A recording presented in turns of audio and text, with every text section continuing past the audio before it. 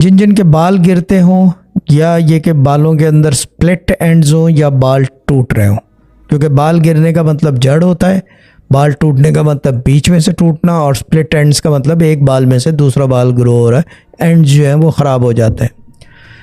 और दूसरी चीज़ ये है कि यंग एज में आपके बाल जो हैं, जो आपका नेचुरल कलर है, अगर ब्लैक है या ब्राउन है या ग्रे है या ब्लॉन्ड है या जो भी है, वो कलर आपका वाइट चेंज हो रहा हो, उसके लिए रात के टाइम छोटे से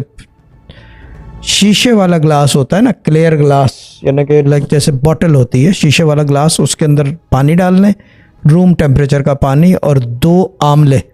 डबो दें और उसको भूल जाएं सुबह। और उसको ऐसी जगह रखें कि जहाँ पे रात नज़र आए, ओस में ना रखें, यानी कि खिड़की के पास रख दें कि बस रात नज़र आए, क्योंकि खुला हुआ बर्तन ऐसे नहीं रखते, और उसको ढक ले मर्जी है तो, लेकिन आंगन में ना रखें, ना कहीं रखें, सिर्फ ये कि उसको खिड़की के पास रख दें, खिड़की किचन के अंदर या कुछ के रात नज़र आए उसको,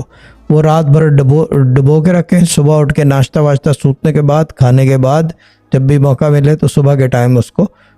2 घूंट उसमें से पी लिया, और पानी दोबारा रूम टेम्परेचर का भरा, दोबारा leave it for the next day.